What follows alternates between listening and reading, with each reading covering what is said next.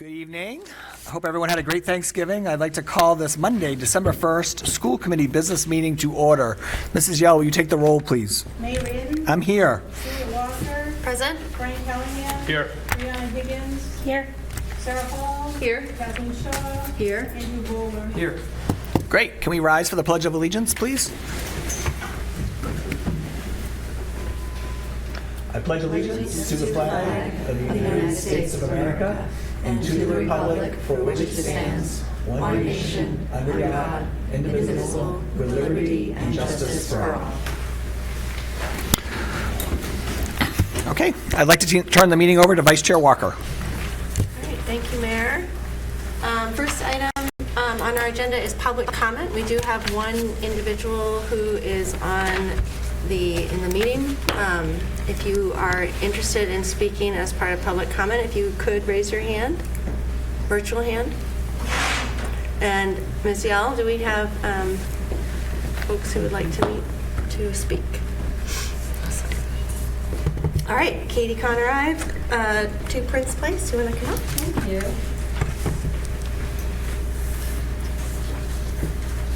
Thank you, members of the school committee, Mr. Mayor, Mr. Superintendent. So they're just this simple. The topic I would like to touch upon tonight is the issue of the crosswalk that is very problematic on High Street. And I was really appreciative of School Committee Woman Walker for bringing that up during the previous school committee meeting, and I urge you to keep it on the agenda until the issue is solved, because given that there was already an incident where a student was clipped and luckily not seriously injured, I think it's a huge warning sign that we need to pay attention to, because I've personally witnessed outrageous behavior during the morning commuting hour, where even though parents and students are using those orange flags, believe it or not, commuters are still going forward and ignoring them. And it's very stressful and it's very dangerous. So I know that very often at the North Atkinson entrance, there's a crossing guard, and we need to replicate that at an even busier area. So since technically the jurisdiction with the streets and the sidewalks is the city council, I would like to submit this matter to them as well so that we can all collaborate and get it solved as quickly as possible, be it through the police department or through a dedicated paid position. It really needs to get remedied, because with black ice and more perilous weather, you can just see that it's an accident waiting to happen. And I know that we all agree that even though student achievement and MCAS and all those things are certainly important, getting to school in one piece is paramount. So thank you for your consideration, and that's what brought me here tonight. Thank you. We have a few others in the virtual meeting. If you would like to speak for public comment, please raise your virtual hand.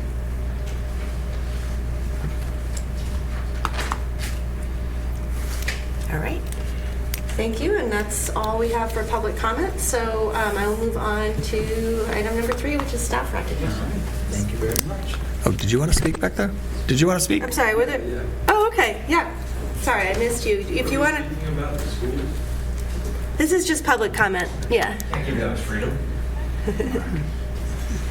And if you just state your name and your address. My address? I'll tell you my name. My name's Ebo. I live on the south end. Okay. I just... Wait, time out. We need your address. Yes. I live next to Perkins Park. I'll give you that. But, I've been here most of my life. When I was 2 months old, I came here from Alabama and started anew. So then I was brought into the lovely world we have here. It's a slow town, It used to be sleepier than it's becoming, which I think a lot of people miss, including myself. I'm more of an old, sleepy soul. But going to the high school, it was interesting. Mr. Wolf can prove to you I went to about half of it. But in total, I saw my friends and myself kind of shatter in the old way that it's been, the old way that school has been for what, like 150 years, where we don't have a balance of learning what we want to learn. We're kind of being conditioned to be workhorses. you guys were too. So I would like to see maybe a balance with working towards collective ideas. Like my friend Oliver had the idea, like, if we're going to learn something that's going to help us, why don't we dive into finding out what's real or fake on the internet, or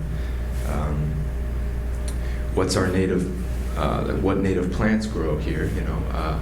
How can we make sure the people living at Woodman Way aren't working so hard they can't see, you know, their kids, or maybe a community garden is educated. I know plenty of kids in the schools would like to actually get their hands in the dirt, or their minds into something that is doing something. I mean, we're not really doing much. Like, I don't know. Just thought. I don't know. What's your thought on that? So this is public comment. You have 2 minutes. You want to wrap it up? Yeah. I mean, like, I just have a question, like, to you guys. Like, could you see this as effective? So this is not an opportunity to get feedback, unfortunately, but we appreciate your comment, and you're welcome to also send an email to the school committee as a whole. Really? Okay. Yes. Thanks for listening. Do you have a last name? I do. You want to share that? No, I'm changing it. So I would like it to go away. But I'm going to change it to Lele. So let it be here known my last name is now Lele. All right, thank you. Appreciate it. Thank you. Please sit down. All right, that wraps up our public comment. We'll move on to staff recognition.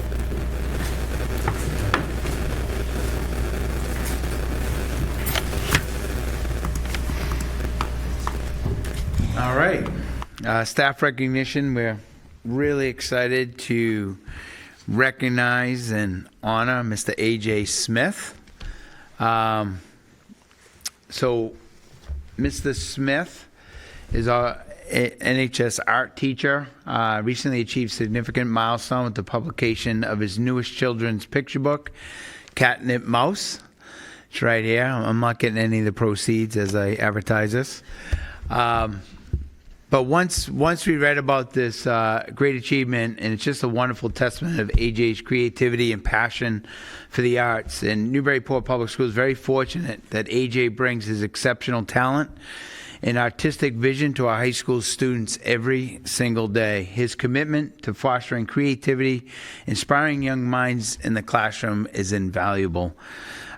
Recently, a parent at the Bresnahan student shared with Tom Abrams that her child attended the event, the signing event at Jabberwocky Bookstore, purchased the book, and Catnip Mouse has read that every single night since he's had the book. And that's how inspiring that you are.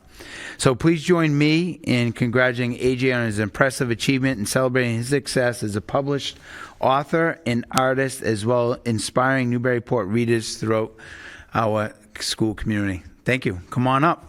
Mayor?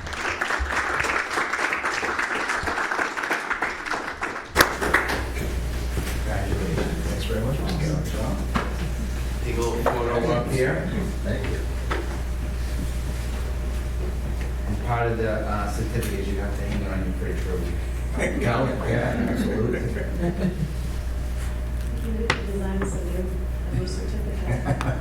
Looks good. Congratulations. Thank you.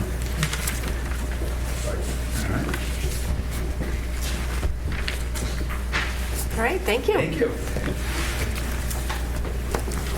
All right, next item on the agenda is warrant.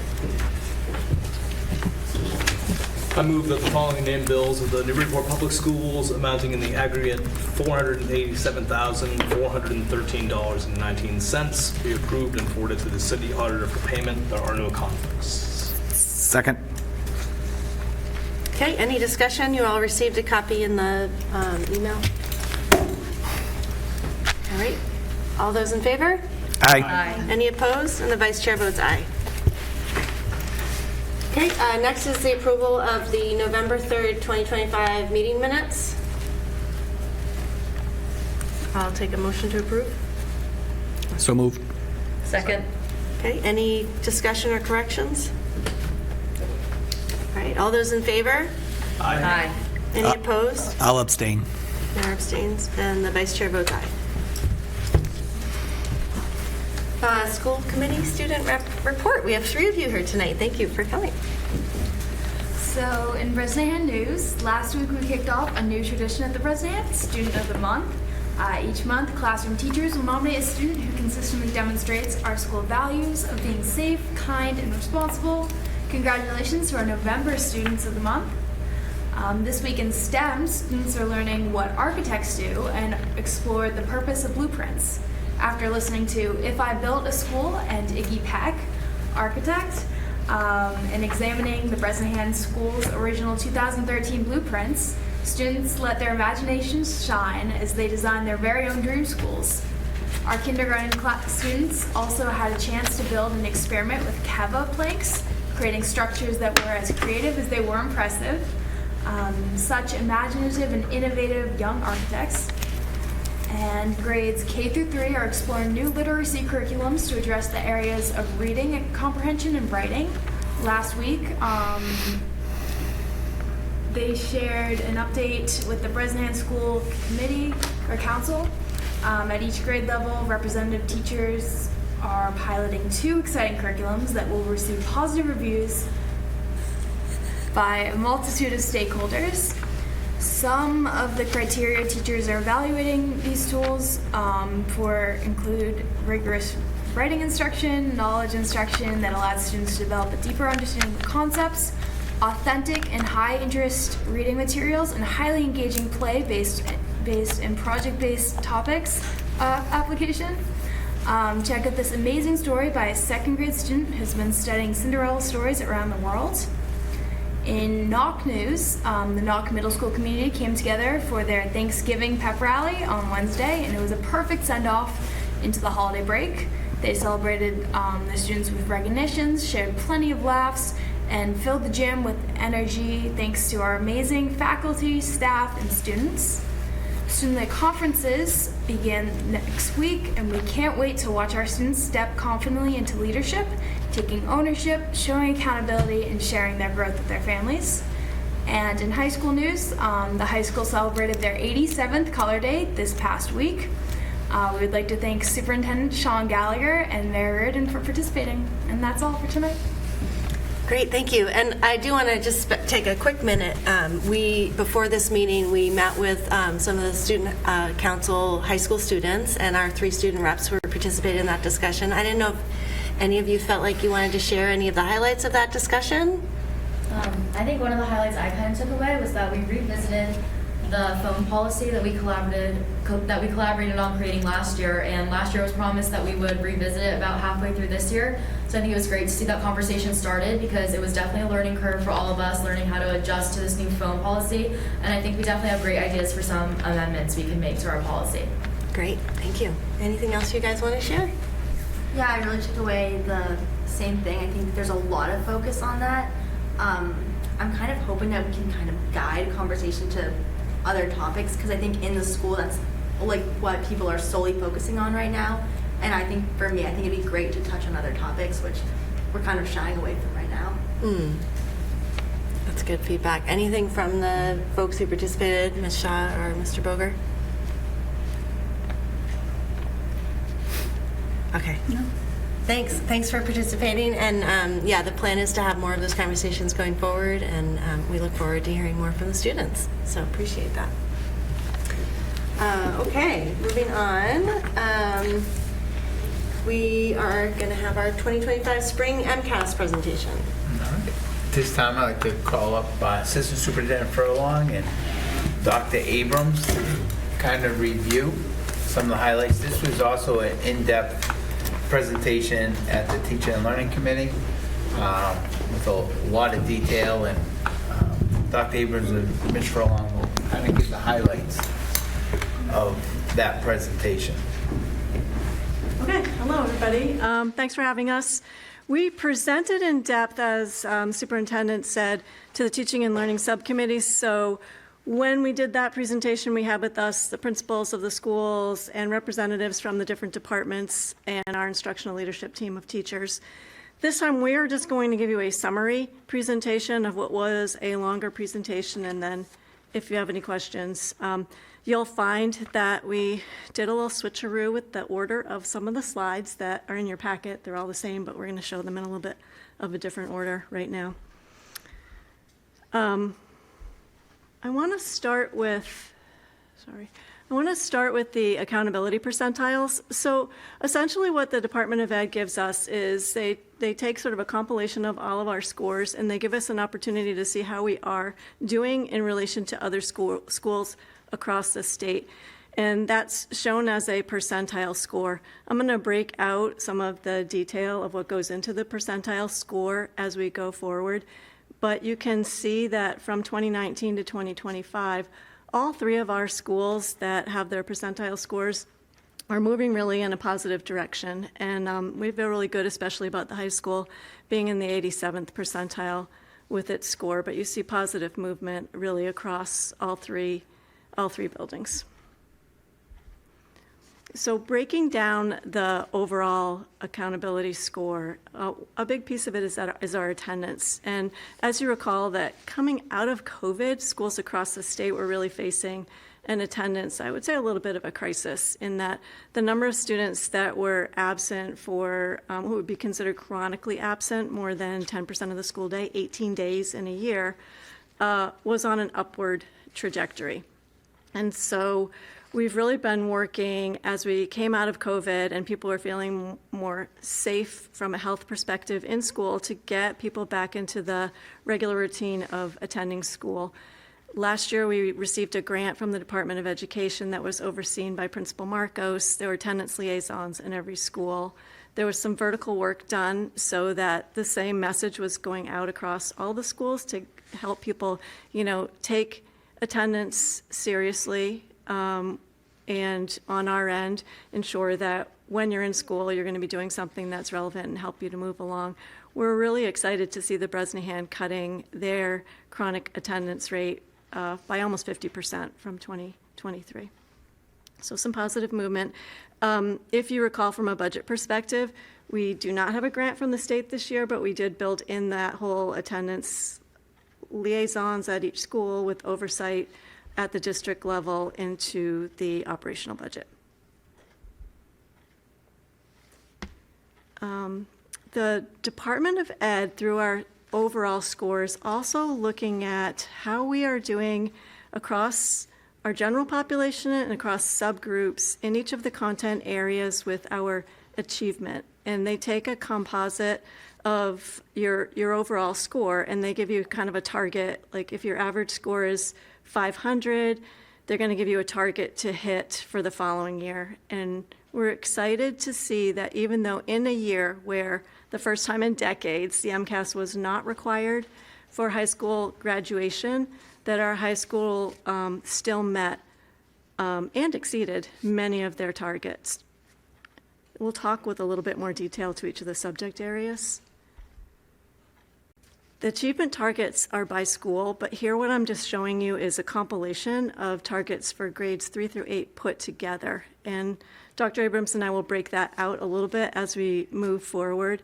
It's a little bit more of a mixed bag here that we're seeing. Improvement means that our students improved in their score from the previous year, but we didn't meet our target. So you either are declining, improving, meeting, or exceeding. And so we're feeling like we're moving in a good direction with our composite of 3 through 8 ELA. We have some still work to do in our math area, and you can see our 5 and 8 science is doing well with exceeding their targets, moving in a good direction there. And this is our overall meeting and exceeding across all of the grades. On the left-hand side is your ELA in the blue. On the right-hand side is your math in the green. And the visual is just to give you an idea of like what we kind of want to see is an upward trajectory of getting kind of incrementally better every year, and that's what the composite score would show us as well. So we see some very positive movement in 6, 7, and 8 in both ELA and math. There's a little bit of flattening at the high school level and a slight decrease in the high school in math. Again, we're looking at the first year that across the state, this is showing with the high school graduation requirement being removed. How we look at that data is going to be a little bit different. And some areas of concern that Tom and I will talk a little bit about is a downward, moving down a little bit in our math and in our ELA in the lower grades. In addition to achievement, you were also looking at growth. So a growth score is looking at how did students who scored one way in their first year score in comparison to other students the next year. And so you get a growth score. It allows us to kind of compare cohorts and see how we're doing with growth. Average growth is anywhere between 40 and 59. So any district is really looking, we're looking to say, are we at least getting above that 40 mark? And ideally, in all of our populations to see rapid growth, we're getting into the 60s. So you see again here, pockets of really positive grade 7 ELA, grade 10 ELA from last year, I guess. Yeah, I'm looking at last year's score. Grade 10 math, I'm sorry. Those areas were hitting 60. We're excited about that. The area of grade 8 math where we were lower than we wanted to be last year, we're coming up to that average growth score at a 39 approaching 40. But pretty much we're in the range of where you would expect to see. And this is a particular area that we can look at in terms of our students who are in subpopulations who started out below where we would want them to be are the populations that we most especially want to see have high growth. And so those areas highlighted in green, 7th grade ELA, 10th grade math, we're seeing those in the 60s. And that's an area that we look to. Like, what are we doing well in those areas to allow students with disabilities to grow at that high of a level? And are there ways for us to get other students moving that way, in that direction? So those are kind of the overall areas that go into that original score. We're looking at, do we meet our achievement targets? Do we meet our attendance targets? How are we doing with our growth targets? And putting that all together, how are we doing in comparison to other schools?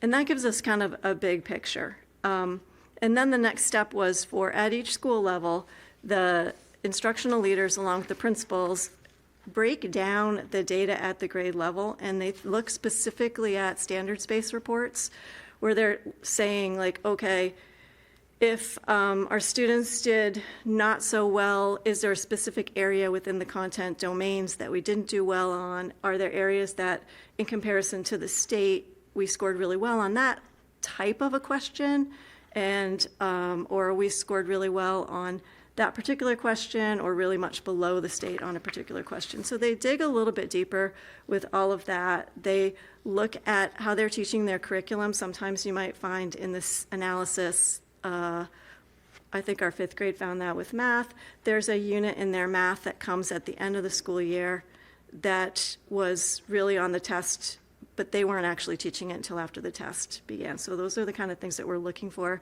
as we're doing the content-based analysis. And in our in-depth presentation, we went really specifically through with those leaders talking about, like, here's what we're seeing and here's what we're doing about it. So Dr. Abrams and I are just going to give you kind of a high-level overview. The slides are all there with all the detail, but we're not going to dig kind of as deeply into it. He's going to start with English language arts from a K through 12 perspective. Great, thank you so much for having me. So as Lisa mentioned, we're going to look at some MCAS data analysis. We'll talk about some strategic actions that we're taking, and then we'll have kind of a summary overview of ELA. So in terms of English language arts, what we're seeing as a general story is, since emerging from COVID, we've had steady improvement at most levels, but we're really not where we want to be yet. And when I make that statement, in grades 5, 6, 7, and 8, since 2021, we have seen increased improvement in meets and exceeds across all of those grade bands.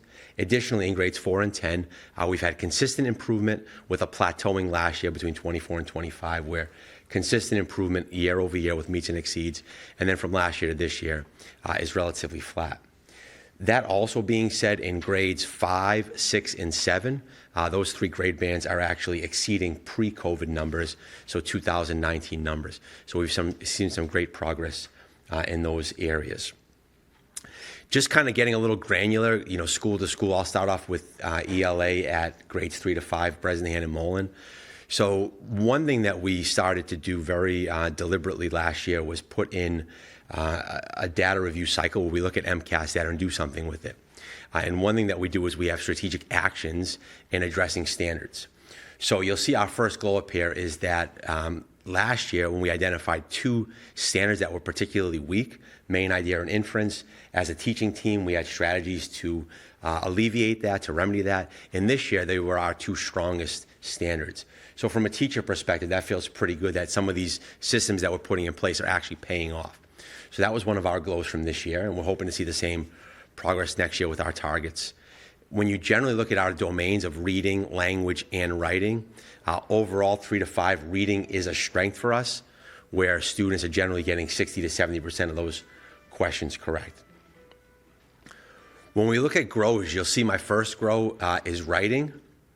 And writing is a bit of a complex story, and you're going to see it kind of falls under glows and grows throughout grades 3 to 10.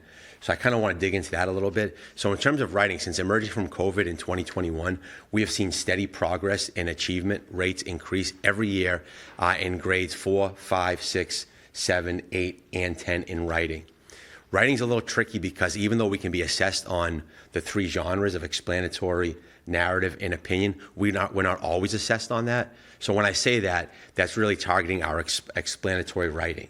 So every year explanatory writing has been tested. We've increased achievement grades 4 through 10. Opinion as well is sometimes assessed. Last year it was assessed in grades 8 and 10. I don't know if any of you guys were sophomores last year. It's always on AP Lang exam, exactly. So last year it was assessed in grades 8 and 10, and we saw phenomenal achievement by our 8th and 10th graders on opinion. The last time that was administered, I think, was in 2003 at different grade levels. So it's a little tricky with writing. We're not always assessed on every genre, but that's going to be a grow as well, though, because that's generally one of our lower domains across grades 3 through 10. So we always want to improve that, but there are pockets where it's a bit of a glow as well. This year, as I was talking about some of when we review data and have strategic actions, one of our weakest standards was in sequencing events. So we're putting together some lessons in helping students to sequence events better. And then reading is always going to be a growth for us, I think, in getting a lot more grade level reading more consistently, and then doing a lot more writing to text. So writing with the text in mind. So those are general glows and grows for grades 3 to 5. Great. Yeah.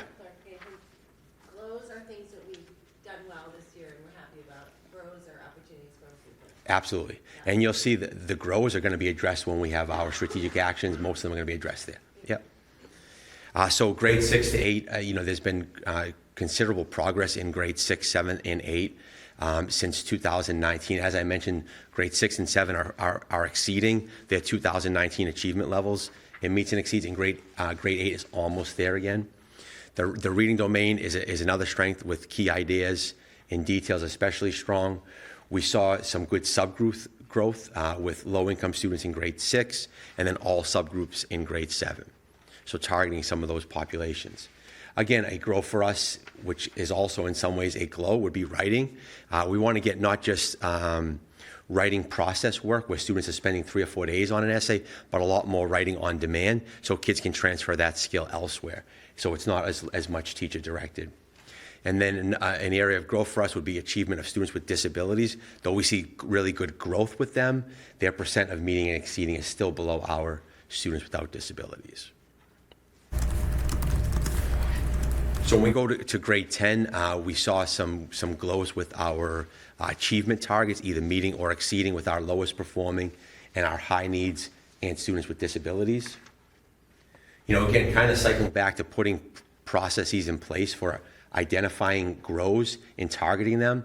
Last year, one of our areas of growth was in writing with 10th grade. We targeted that. And on explanatory writing, we went from a 52% to a 64%. So that's a 12% increase. And then with argument writing, we've had a 10% increase from the last time that it was assessed.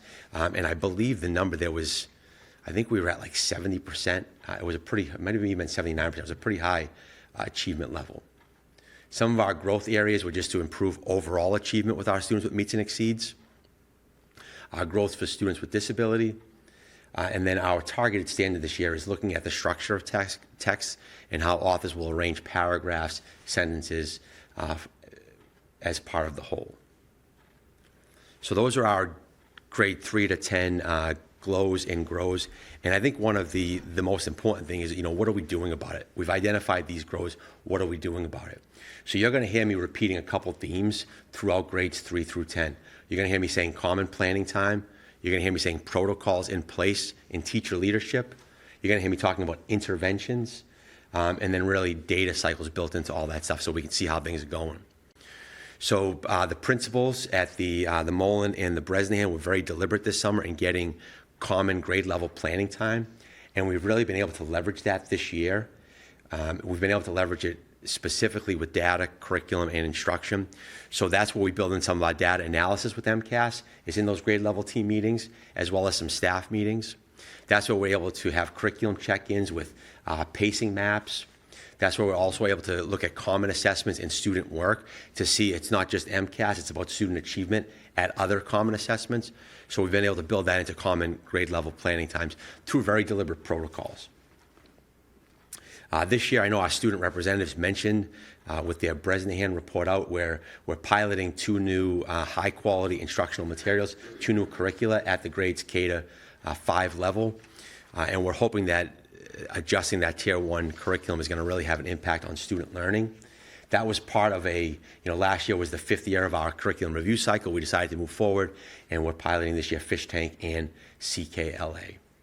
We've already seen anecdotally during those grade level team meetings, we've already seen some really strong student achievement with some of those common assessments. We have a robust coaching system in literacy as well as math. I'm here to talk a little bit about literacy, where our coaches, whether it's Kelly Garbarino, myself, will work with teachers in the classroom on instruction, suggest Tier 2 interventions to target some of our kids. And as well as this year, we also have a robust review of our literacy intervention at the elementary levels. So you're going to hear me repeating some of those same things at the NOC as well as at the high school. So Principal Marcos and his team have the common planning time that is pretty sacred, and they've built in the protocol so that they're very useful. Teachers looking at curriculum, looking at MCAS data, looking at iReady data, and doing something with that data. The coaching district literacy coordinator, again, that's the whole idea of the coaching cycle, working with those grade level teams, working in classroom with teachers to improve instruction. And I think very powerful last year for the Knock Middle School is using those grade level team meetings, looking at the iReady data, and targeting specific students for intervention. They were then able to leverage the flex block to meet those students with the interventions. And with those students that were in intervention last year, we saw a 64% SGP, which is high. We're also working on getting some enrichment for some of our higher performing kids. I know Lisa will talk about one with math, but with reading, we have a group of 6th graders in an advanced reading program or an advanced reading intervention during Flex Block, where we're reading high-level text and doing a lot of writing there as well.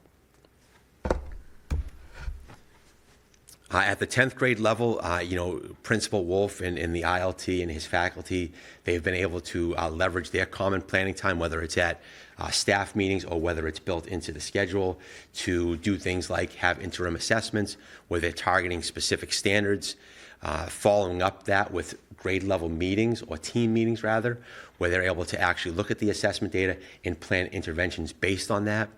And Principal Wolf and the staff have been able to leverage Clipper Block, where teachers are able to meet, as well as staff meeting time and grade level meeting time. And then the standard that they're targeting at the high school this year is really about that structure of a text and putting actions in place. So next year when we present, hopefully we can say that's one of our strongest standards.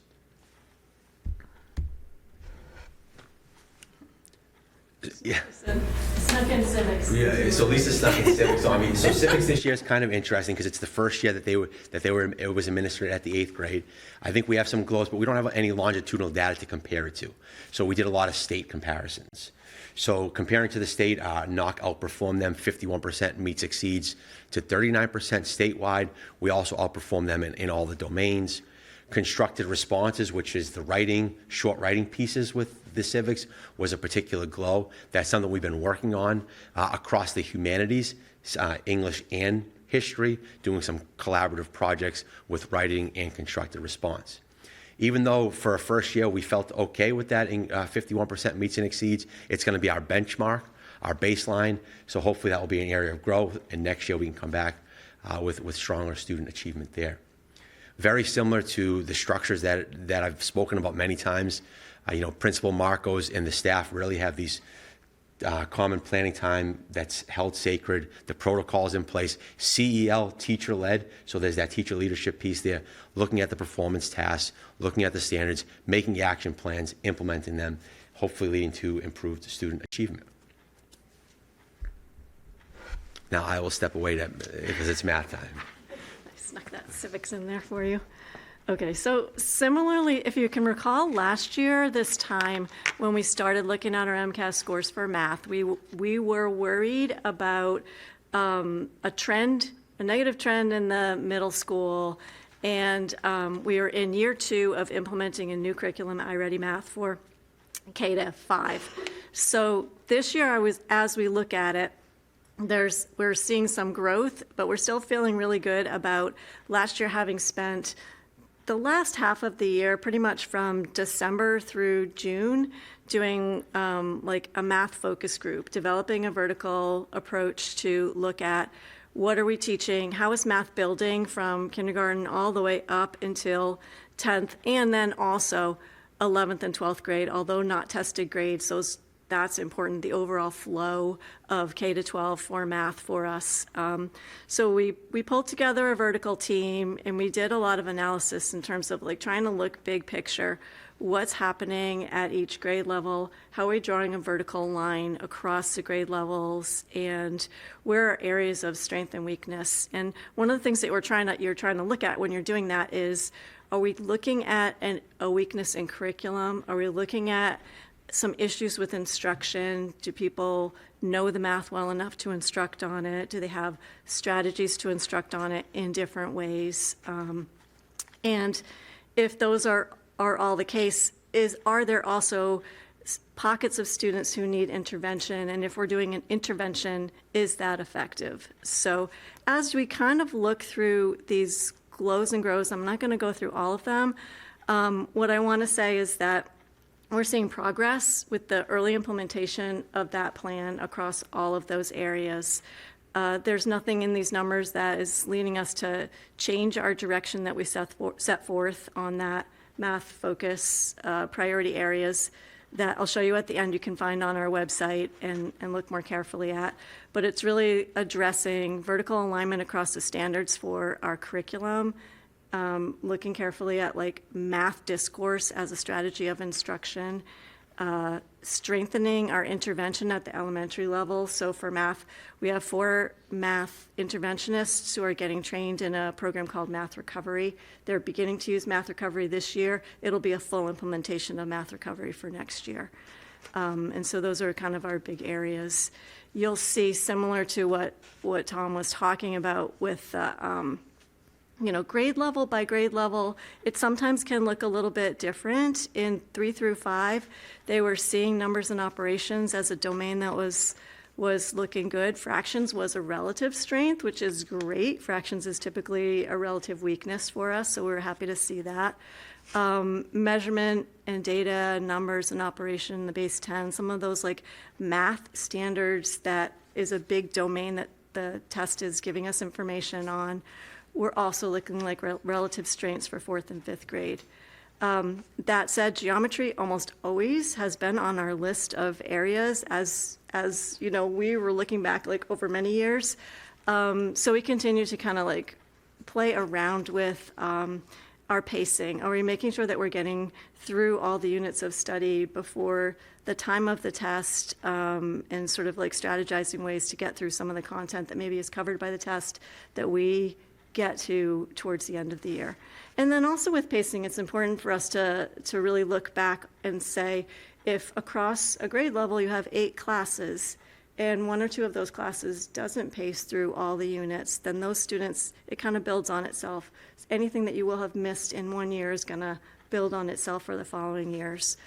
So all of this talk that Tom kind of was speaking to of common planning time, the early release days, faculty meetings, building schedules that allow us to have pockets of time with teachers to do this work are critical investments for us to be able to move forward, to talk to the teachers about, if your pacing is behind, why is it? Do you understand the math and how we're teaching it? Are we all kind of talking about, at the end of each unit of study, common assessments? All the way from kindergarten up through high school, we have common assessments that teachers can talk about to say, how are my students doing versus how are your students doing, and what are we missing, and how are we going to try to put that all together? It's a similar, we're really quite pleased with the amount of growth that the middle school has made. If you look at both their achievement and their growth, really have made some tremendous progress from where we were here last year. We continue to have some areas within the math domains that they work on, and we'll continue to be working with Mark Littlefield, who is a teacher from the high school. He continues to work with the math group 6 through 8 throughout the course of this year, and that just gives them a little bit of extra facilitation support as they do these meetings. And we are also in a position as far as curriculum review. We have a curriculum that's expiring, so we're looking a little bit at, do we continue with that particular program called Savas, or do we move to maybe a different program next year or perhaps the year after? So you're looking at that. And I wish that Meg Horst was here, because this is her slide. The math team at the high school has done just a ton of work in terms of not just understanding their MCAS scores, but really looking at common assessments and tying it back to the domains and the units of study that they have at the high school. So you can see really specifically some of the areas that she's looking at. They did have a decline in their overall achievement, which is in line with the state. Of course, we say that, we're still not satisfied with that, but that's been the reality for schools across the state. So one thing that she has on the left-hand side there under the glows that's nice to look at is some of our subpopulations. We talked earlier about, we're looking in those subpopulations. Can we get to a place where those students are growing at a high growth level? And our lowest performing students were at a 64.9, so they were exceeding the growth expectations for the state. These action steps, when the schools presented to the subcommittee, they did it by school.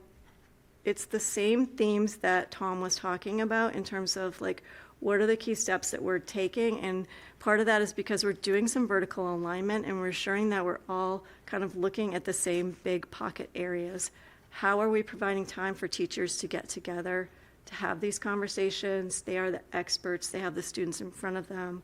They can make changes in their classrooms very rapidly if they have opportunity to talk about what's going on. And in order to just sort of ensure that those conversations are good, that's where we often use what's called a protocol. It's a really structured conversation that everyone has agreed on to ensure that you're kind of like using that time well. We're looking at pacing across the entire vertical K-12 and ensuring that we're getting through the content that is the standards for that particular grade level or course at the high school level. We're looking at instructional strategies, and that's kind of what I talked about. This notion of young people being up and working on problem sets, talking about problem sets, understanding the conceptual math, and allowing them to be able to apply it as they go. Intervention. Each level has a little bit something different. Math recovery at the elementary. The middle school has been piloting some work during their flex, and the high school has a pilot block as well as some tutoring piloting that they're seeing a lot of success with that I think will probably end up expanding next year. And then Molly Farrell, who is our math coach, has started a math Olympiads in order to allow us to beat Dr. Abrams' son's team at Triton in 4th and 5th grade. So that, like, we're looking for opportunities for those students who are really excelling to be able to continue to excel and feel really good about it. So there's a program called Math Olympiad that we joined this year. And we're excited to do that. And we're going to keep up our vertical math team. Our January professional development is really, they have provided us with sort of a model for how a teacher-directed, standards-based group in a small district like Newburyport can come together and make a big difference for all of our instruction. So we'll do sort of a similar project in our January professional development. So you can kind of hear me talking about the early release days, the faculty meeting, the professional development. I know it's a big decision and an investment on the part of the community to give us time when we don't have students in front of us, but I will tell you that that is the time that's most critical for us to be able to move the district forward and have important conversations about when we're doing things well, how we can do more of them, and when we have a place to improve, how do we get the time to make that improvement happen?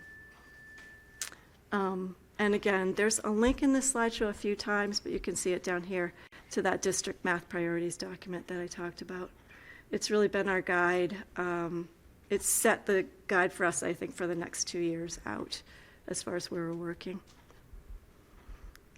And this is really just like by building, you see the same thing: common planning time, intervention, instructional resources, really at every level. And then science. So just a few things with science and technology engineering tested at 5th, 8th, and 9th grade level. Some glows from our 5th grade. We improved in meets and exceeds from 44 to 49. Our standards analysis are showing that the standards that we work on in Discovery Fridays, which is much more interactive, hands-on, we're seeing good success on those standards on the MCAS with student achievement. Some areas of growth would have a more robust process where we cycle back to standards that were previously taught, and then focusing on constructed response, the CER, the short paragraph responses in science. So again, some of the action steps we're taking, we're reviewing the curriculum for any deficiencies that we see. I think it's kind of a silly example. We were reviewing the curriculum, 5th grade, and the curriculum didn't use the word kinetic. And kinetic is one of the standards that's assessed in 5th grade. So our wonderful 5th grade teacher just sent off a quick little email to the curriculum comment like, hey, it's kind of important that you cover that word in the curriculum.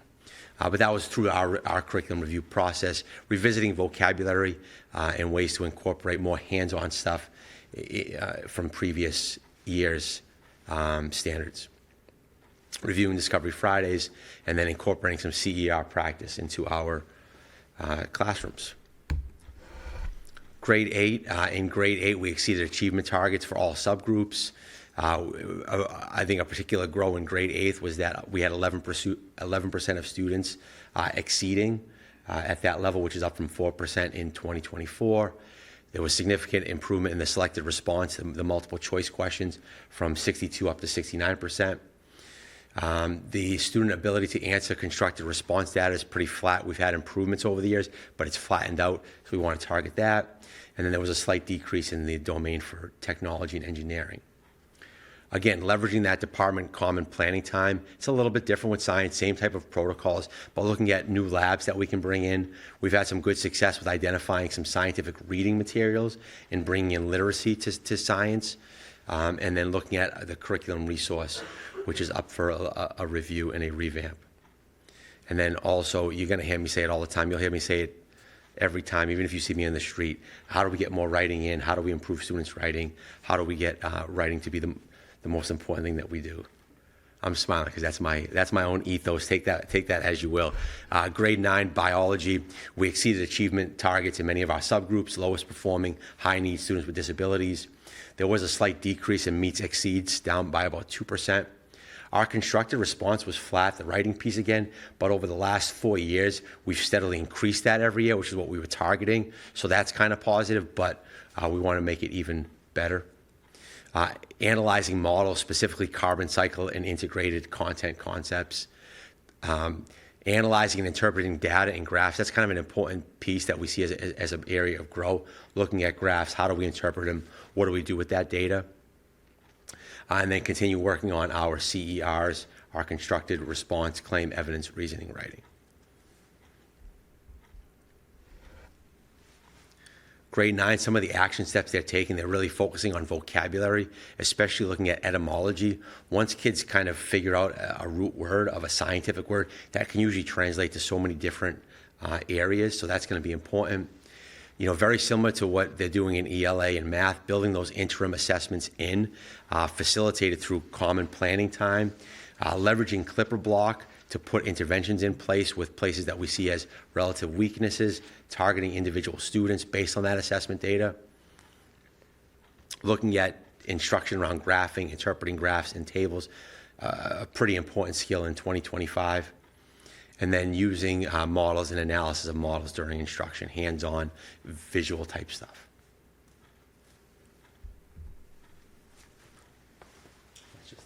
Yeah, these are just summary slides. I'm not going to go through all of these slides, but I think just primarily you can see it's really what we were just talking about, how we're looking at curriculum, how we're looking at intervention, how we're looking at planning time across all 3 schools.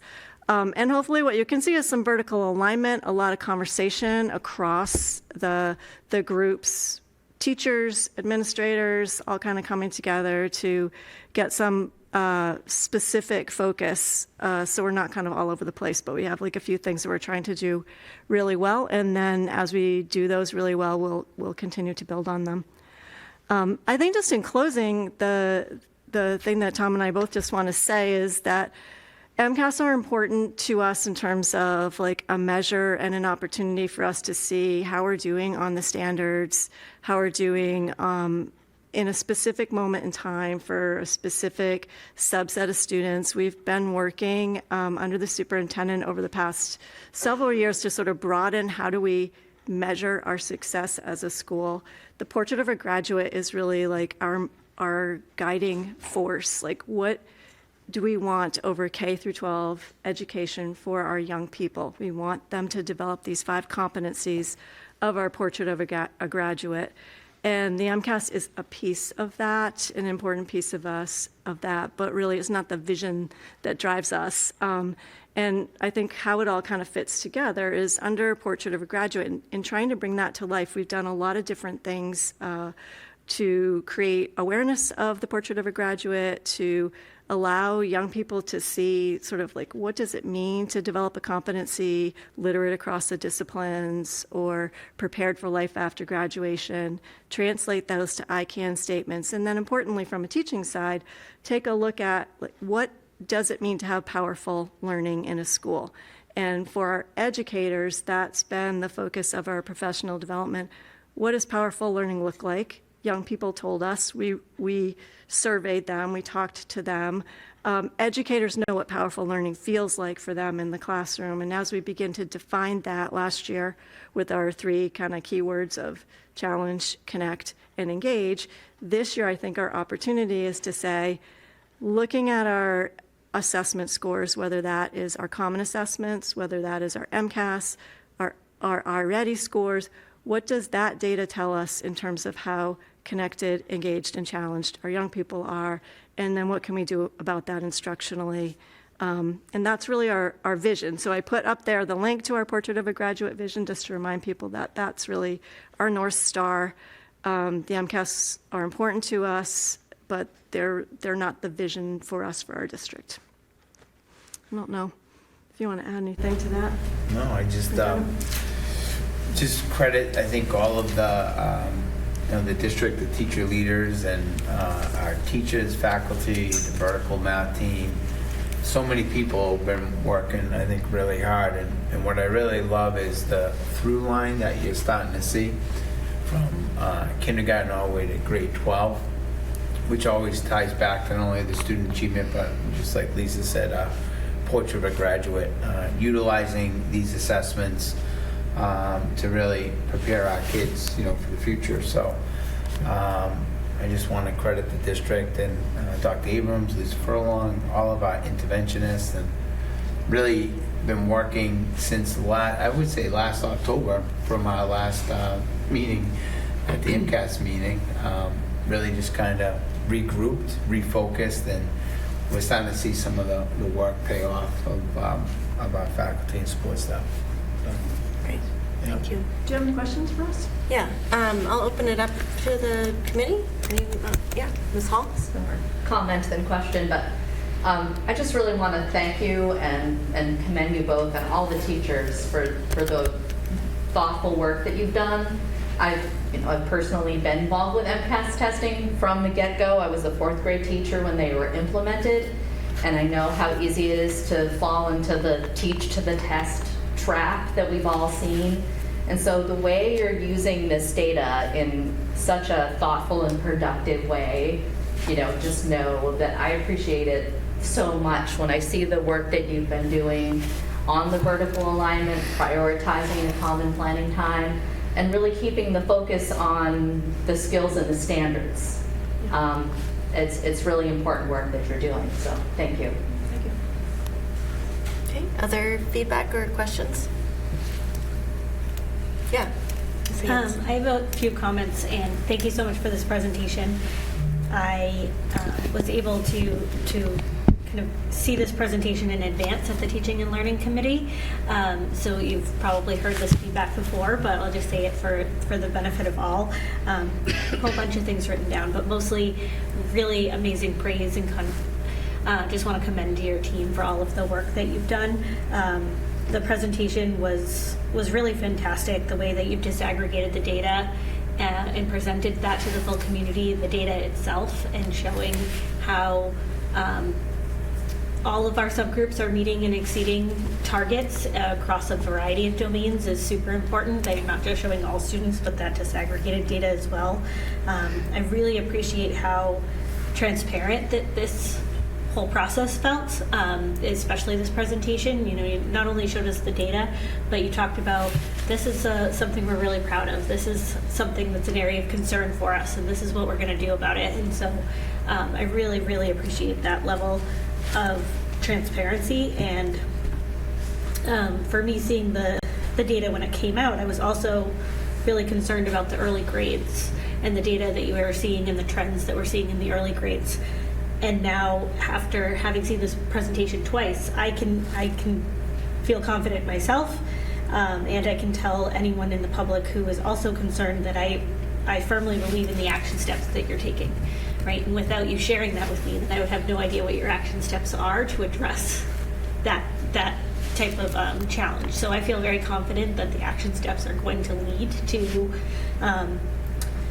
the growth that you want to see, and so I'm really happy about that. That's actually my third area of praise, is just how effective the coaching and professional learning is in the community or in the schools, and you can see the evidence of that in you breaking down the standards in the early grades.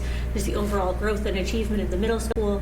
You could directly point to these were our areas of focus over the last 1 to 2 years, and this is where we've seen the growth. And not everyone can do that, right? We might call out an area of focus and then have it not change at all because systems weren't put in place, or systems were put in place but it weren't effective, or your coaching wasn't effective. But all those pieces that you're putting together are clearly effective because what you decide to focus on is actually improving. And then I just wanted to call out the investment in time. So you talked about the investment in time in common planning time, professional learning for teachers. I also find that super, super useful. It's one of the highest leverage elements that you can get for teachers to improve their craft. And so what I actually want to thank the district and the school committee and everyone who came before me is for the investment in specials that we have in this district. Because specials are what gives your general education teachers a chance to all plan together, right? And there's so many schools and districts that rely on early release days for this type of thing and have more frequent early release days, or every Wednesday is a half day so that the teachers can stay and get professional learning.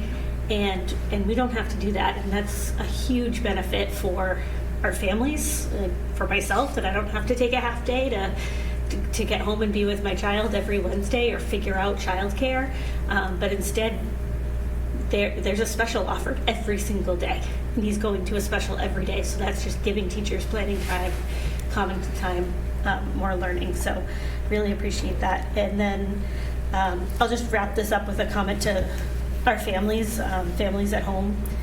The attendance rates are really, really exciting. So thank you to all the families who have heard the message about how important school is, that their kids are in school.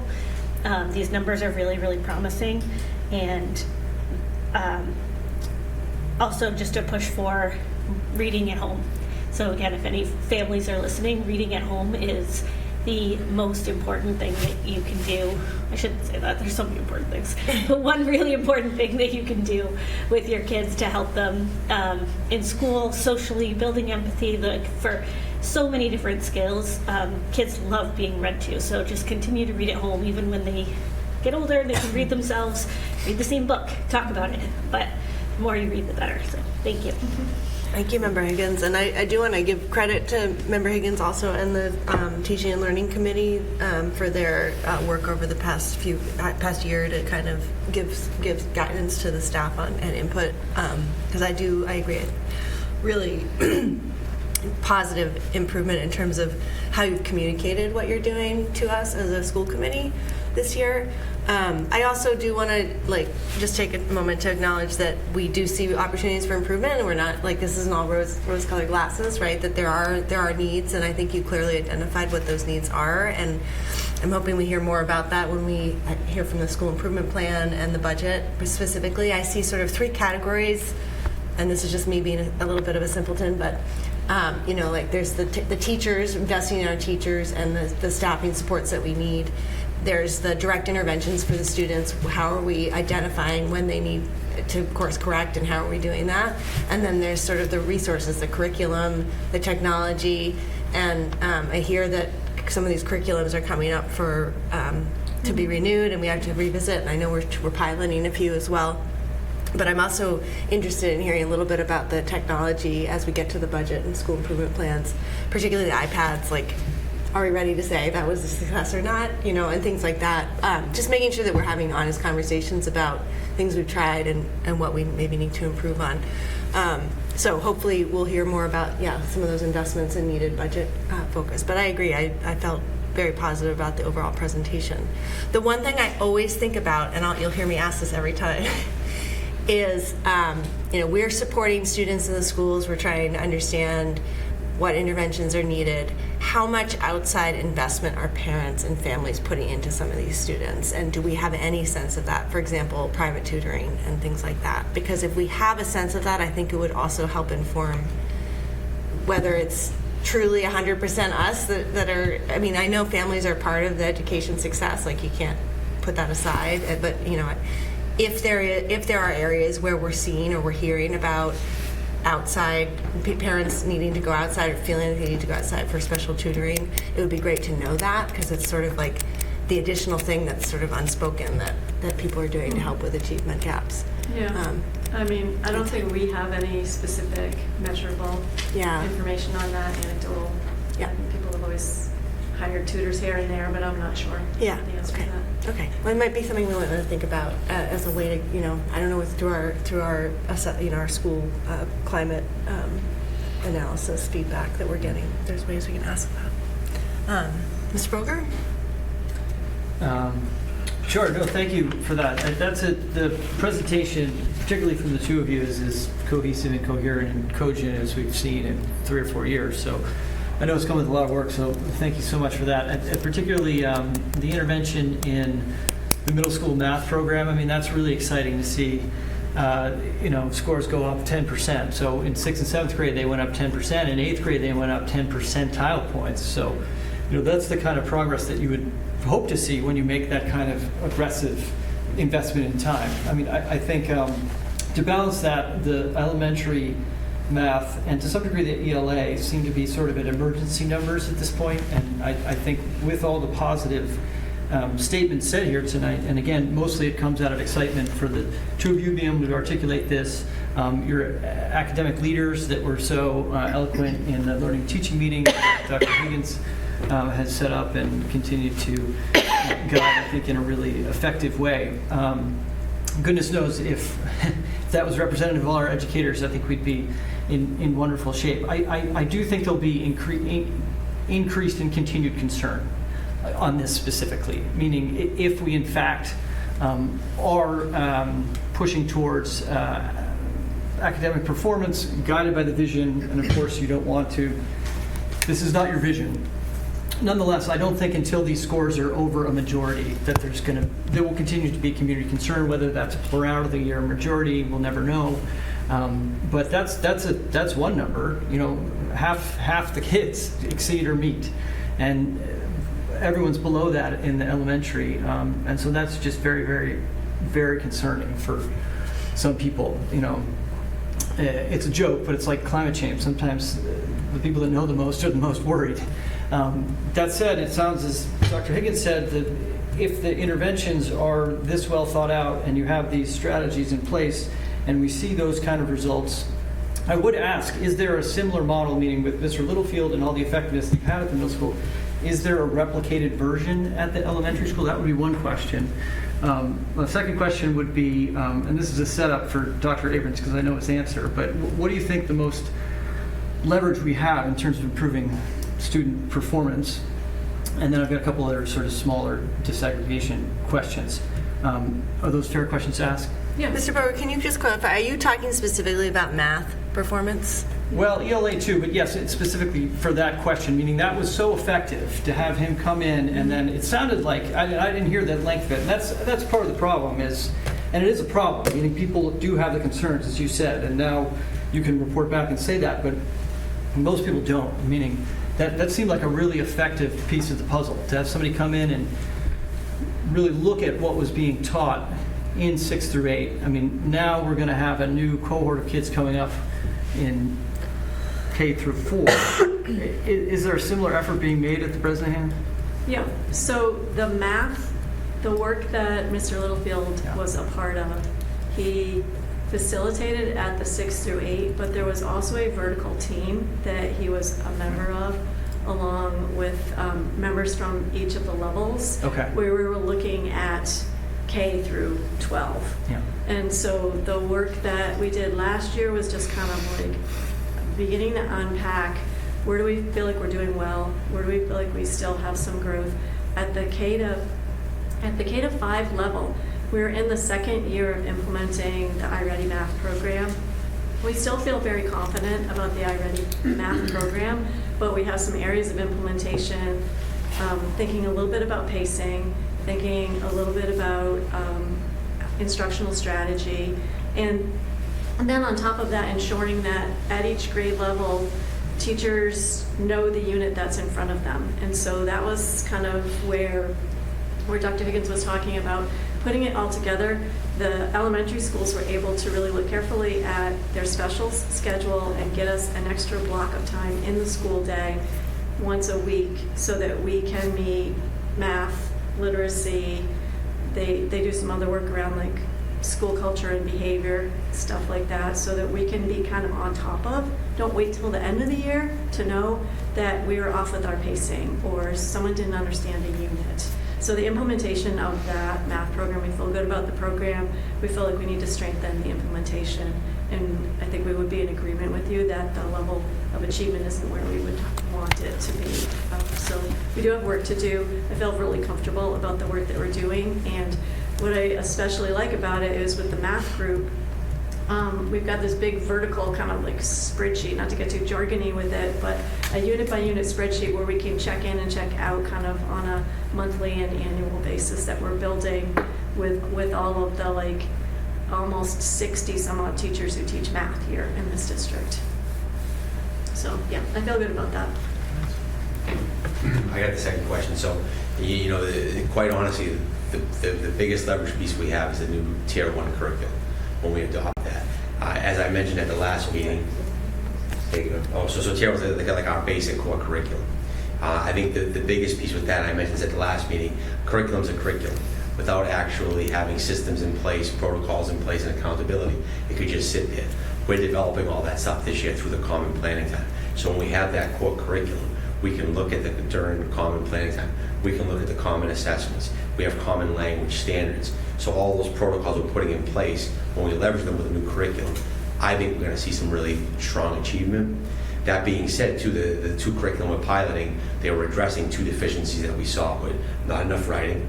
There I am again with that, and then also a more knowledge-based curriculum. And both ones that we're piloting focus on those. So we're hoping with that kind of combination, we're hoping to see some good ends. Did you say it was CKLA and what was the other one? And then fish tank. And just as a reminder too, neither one, CKLA has a foundational reading skills phonics type piece. We're not piloting a phonics piece, foundational skills. We have that with Wilson Foundations. It's implemented well. We've been doing that for 5 years. There's teacher buy-in, there's teacher's efficacy. We have DIBBLS data, kind of our short dipstick, that show that it's really working well. We're piloting more of the comprehension curriculum with CKLA and fish tank. I have a question. Yeah. Are you seeing, like, with our internal assessments, do you feel like they're telling the same story as we're seeing on MCAS? Like, our internal assessments would be able to break down how we're addressing standards. Are we seeing that same thing play out with our MCAS scores? Yes, definitely. I mean, I think that our year-end iReady scores were pretty much in line with our meeting and exceeding. So we did some work over the summer with that, and then we're able to access professional development with the iReady people who kind of came in and did some data analysis with the principals at the building level, looking at the iReady that way. We've done a lot of work over the past couple of years with the iReady scores at the individual student level. So a teacher gets their set of scores and they can use that data 3 times a year to say which student needs what. Does this student need acceleration? Does this student need to go back a little bit, or are they on target? So we have been doing that work pretty well. I think this year we added in, it's like, let's look at the data at the building level and see if it's reflective of similar stories as the MCAS were telling. And I think we're finding that, yes, pretty much it is telling a similar story. Okay, that's great. Can I keep going? Yeah, keep going. Anyone else have anything else to say? Do you have something else? Go ahead. No. We can go back and forth. Your passion for writing is so evident and infectious that given the effectiveness of Mr. Littlefield's intervention, I wonder if down the road, not right away, you guys are very busy doing a lot of things, maybe it's worth thinking about somebody that has a similar role on the math side of things. That, you're like a writing czar, so a math czar might be where.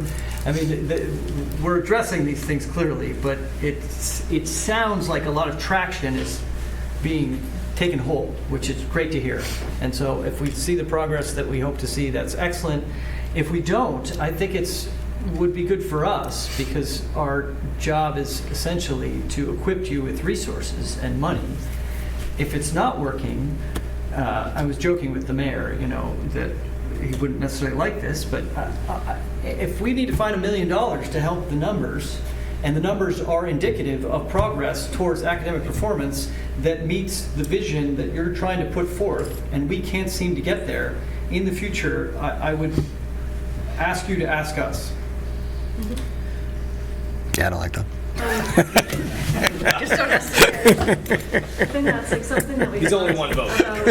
Structurally, we do have somebody who's dedicated to literacy. We don't have somebody who's dedicated sort of on the math science side to move things along. And I think one thing about the Newburyport teacher community is that we have had teachers on that vertical math team who have really just stepped up in a big way, knowing that beyond their job descriptions, really come to meetings, help us move things along, give us insights, take a leadership role. So yeah, I mean, I do think that is something that typically in a structure that you would have that particular position.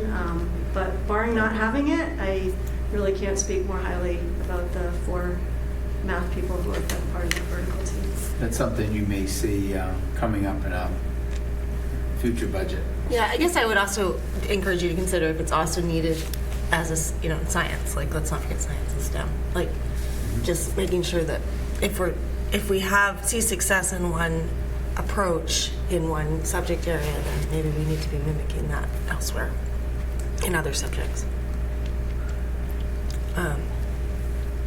Bear, it's your turn. Sure.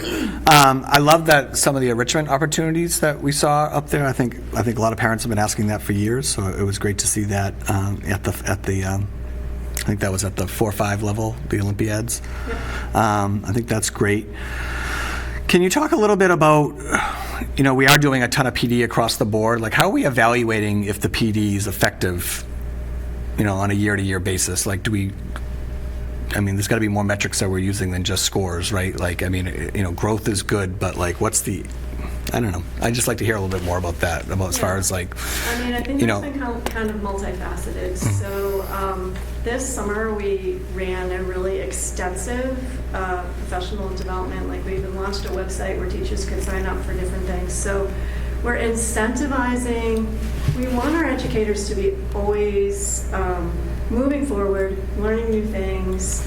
We don't want to throw away like the baby with the bathwater, but there's educationally new stuff is happening. We want to be like, know what's going on. But we've also found that it's been very effective when our educators are the ones running the education programs. So over the summer we had a big website. I think we had about 200 people participate in courses across the summer. And as a part of that, we put in a pretty regimented, like everyone, when you signed up, you had to have a really specific outcome survey. So we have the surveys from the whole summer in terms of all the different courses that educators taught, courses that people are asking for more of. Building Thinking Math classes, a instructional strategy of kind of mathematical discourse that we started last year. 3 teachers were running it, and we're on our 3rd session of it. We've had so many teachers really wanting to take that. So through evaluations on our professional development programs, we have evaluations for every course set that we teach. We collect that all together in terms of numbers of people, in terms of their rating of effectiveness of the actual instructional course that they took, and whether they think they're going to actually use it in the classroom. And then I think when we're looking at really specific areas of professional development, like building thinking classrooms, I'll use just another example. We're to the point now that for the high school math department, they're using that as a walkthrough now. For administrative walkthrough, for a teacher evaluation, we've done enough PD, there's been enough commitment to it, people are using it, that now we can use it as something that an evaluator might look for when doing a walkthrough. Similar to that, last year we did kind of an audit of morning meeting, which is a way of starting part of a responsive classroom approach at the elementary culture building. And so we kind of wanted to have a sense of how many people are actually doing morning meeting, are they doing all the parts of the morning meeting, where are we good at it, where could we grow at it. So we did kind of a full audit of that through observations, and we have this big color-coded chart of the big areas of morning meeting and where we were red, yellow, or green, which allows us to come back and follow up with a year-long professional development that Principal Sokolowski has going at the Bresnahan to kind of up our game with that. That was successful enough that Dr. Abrams and his team just did a similar thing with like how we're implementing foundations. So I think we're just looking at the professional development that we're running, how are people liking it, how are they using it, what's their feedback. And a lot of that comes from people just wanting to take that class again, or really super feedback from other teachers. And then at the same time looking at what are the programs and instructional strategies we're trying to get running. Are they happening? Do we actually see them? Can we observe them happening? And then in the areas where we're not observing them happening, come in with another level of professionalism. So it's kind of cyclical, I think, how we're looking at that. And then just 2 more pieces to add that real quick. So one piece that's important to me is our instructional coaches, part of their job role is to offer like in-house professional development.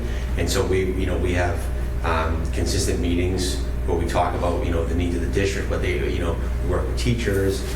We have meetings with teachers to see how it's been implemented. So that's kind of part of the cycle. And also part of SQM, they also have a small piece where they talk about professional development. So that's that longitudinal survey we started doing this year, the school quality measures.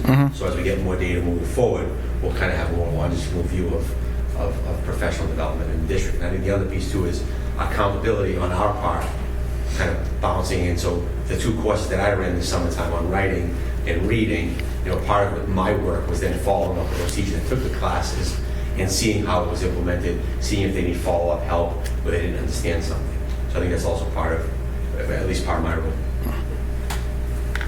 Combination of kind of qualitative and Yeah. quantitative. No, that's great. I mean, that was going to be my follow-up about teacher evaluations, and are we looking back to see like the things that we're investing in PD, and are we seeing that, in the classroom after that? So I think that's great. Yeah, I'm good for right now. On that note, did they disaggregate by teacher the scores? The MCAS scores? Yeah. We can disaggregate, yeah. Okay, yeah. On the same, this is a loaded political point because no one wants to talk about gender anymore, but I'm concerned about boys, not for any personal reason, but because of everything you read about where they're at in development. The latest neuroscience has girls ahead by a year or 2 at very, very young ages. Is there any disaggregation by gender? Yeah, you can see all of our data by gender. Do you see any Hasn't been something concerning that discrepancies? we haven't dug deeply into that, Yeah. but we can look at it. Okay. Yeah. It does, boys are not trending well nationally, and so it would be interesting to see.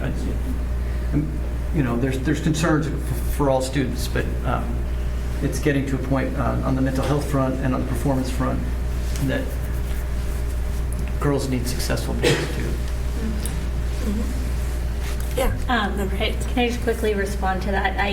I took a cursory glance. All of the data is disaggregated online, so I don't see any large discrepancies between boys and girls on our MCAS results, which is great.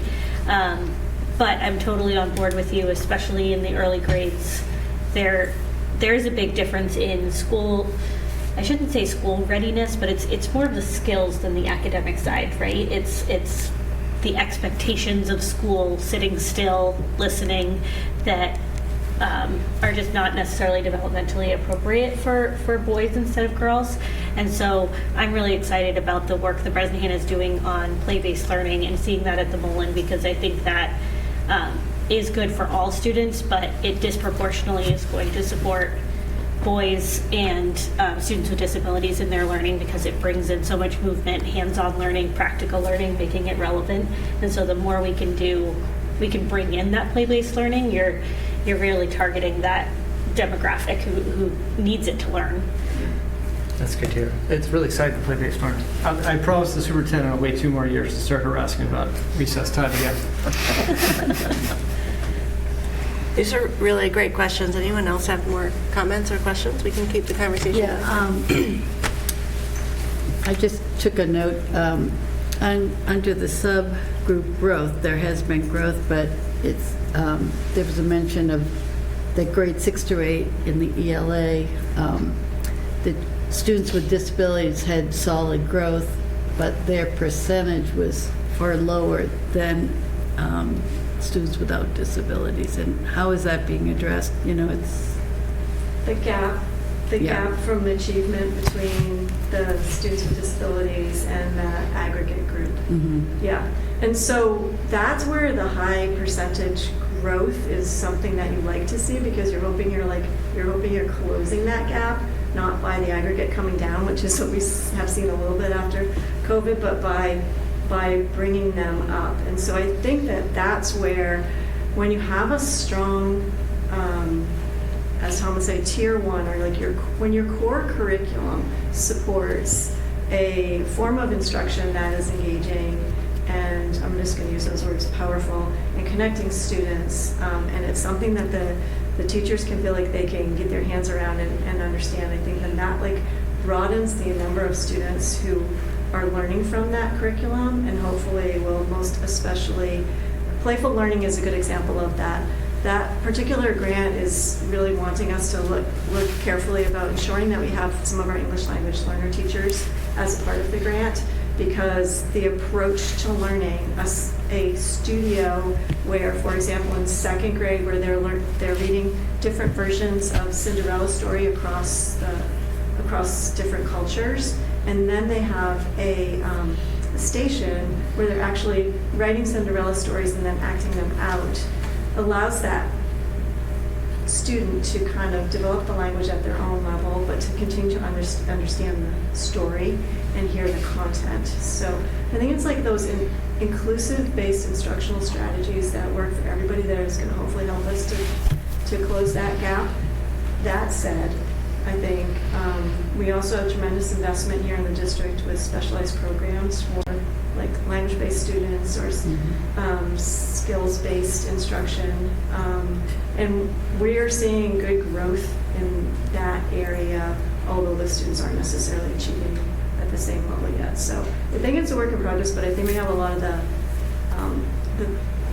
strategies in place or en route to being in place to make a difference there. Does that answer your question? Yeah, more or less. Yeah. No, I mean, just in terms of language-based programs, would keep a lot, to keep more kids from going out of district for programs like Landmark. Yeah. But at the same time, it's like a specific program that hopefully is helping meet the specific needs of that student's learning style so that they can get up to the achievement level of the aggregate student and not be left behind. So we're closing that gap. Okay. Any other questions or comments? I've got one. Mayor? Do we have a ton of opportunity to collaborate with other districts, especially like districts in our cohort that we might see that they're doing something right as far as like, a certain area? I mean, I don't know. I mean, back in the day, there used to be like, conferences all across the state around, specific content areas, whether it was NRA or NCTM or something. We've done a lot of that, and Tom can speak to, because in like sort of looking at our ELA, we did a lot of site visits, and our teachers went around the districts. Yeah, I think that was a very important piece of the process where we visited on the districts that were using these curriculum, and we were able to observe lessons. We were able to have lunch in collaborations with the teacher to see pros, cons. So it allowed us to really collaborate with other districts. I think that was really positive. And that's just like kind of one example of some of the stuff we do. The Playful Learning Grant also is bringing together grantees across the state for a couple of different workshops. So that's been an opportunity for our elementary teachers to meet teachers across the state who are doing playful learning. We've done some school visits along that line as well. So yeah, I think that's a great way to get out. Andy Wolf just took us to Salem High School on Friday to see what they have going for their CTE and their pathways. So it's awesome for us to go see what other schools are doing and how they're doing things, working with different populations of students. Awesome. Okay. Any more questions? All right. Thank you guys so much. Really appreciate the thoroughness and responsiveness.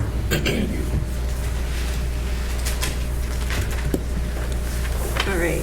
Next item is the second reading of the policy IKF, which is graduation requirements and competency determination. I don't know if we need to do a presentation specifically because we received information about this at the last meeting, but I'm sure Ms. Furlong and or the superintendent will be happy to answer any questions. Anyone have any questions? Yeah, Ms. Hall? Is it fair to say it's the same as it was when we saw it the first read? The same one? Yeah, there's no changes. No changes Oh, in the last. changes, yeah. Okay, just confirming that. Yep.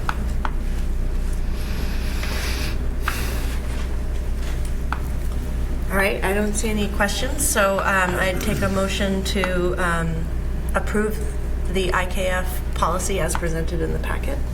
So moved. Second. Okay, any discussion? All those in favor? Aye. Any opposed? And the vice chair votes aye. All right, the next item is acceptance of a gift from the NEF. I don't know if Superintendent or Mr. Callahan? Yeah, Mr. Callahan can follow up, but we received a anonymous gift to support, especially with the SNAP program kind of uncertainty in the funds. We had an anonymous donor that wanted to donate funds to its needy families at this time. So be deposited in the Nurse Emergency Fund, which is used to provide short-term support for students and families, that need, different services. It's food, it's clothing, generous donation that went through the NEF to us, and it was turned over to the FinCom chair at our FinCom meeting. And I don't know if you want to add any.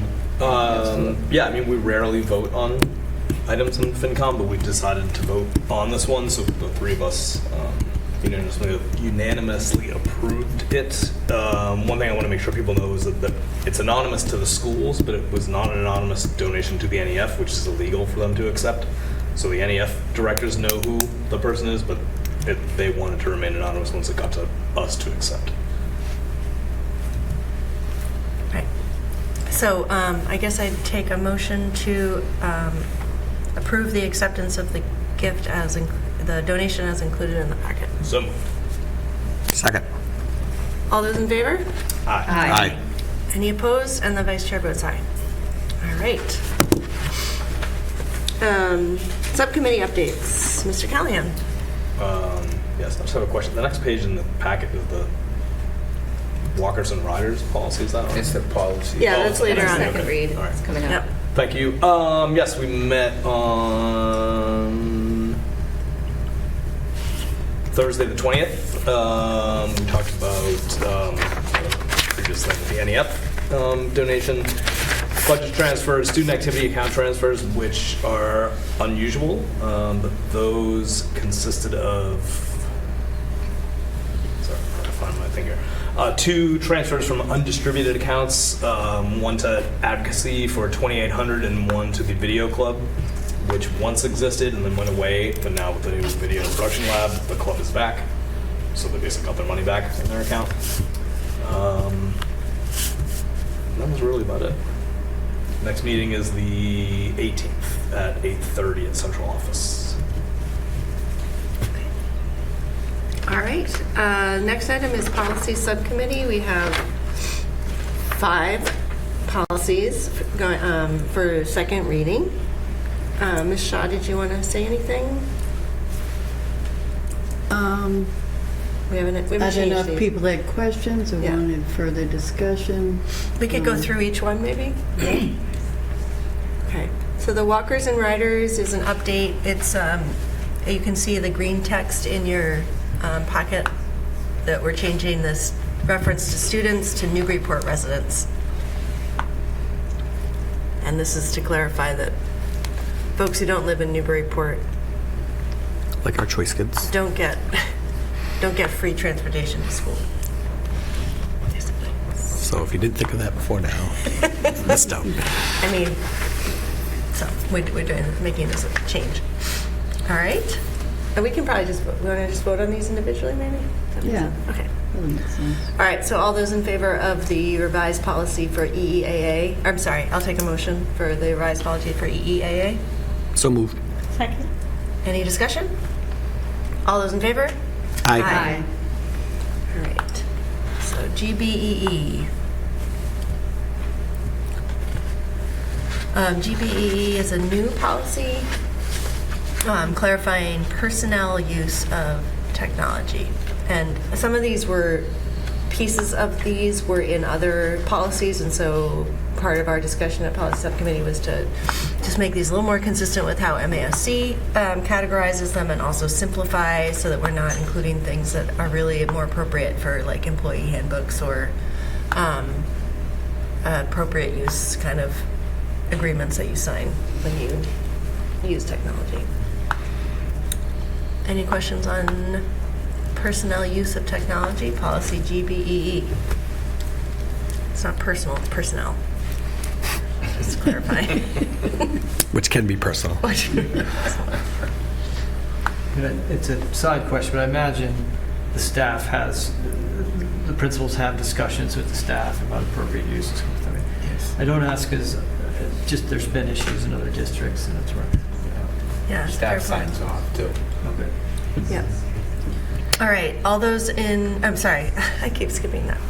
I'll accept a motion to approve personnel use of technology, policy GBEE. So moved. Second. Any discussion? All those in favor? Aye. All right, next one is IJND, and I think in your packet you'll see the longer version after the more concise version. Again, this is a simplification of our current policy by a lot, because it's 2 paragraphs.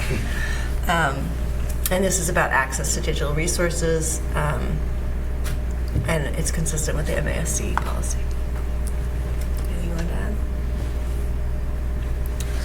All right. Take a motion to approve the revised IJND policy. So moved. Second. All those in favor?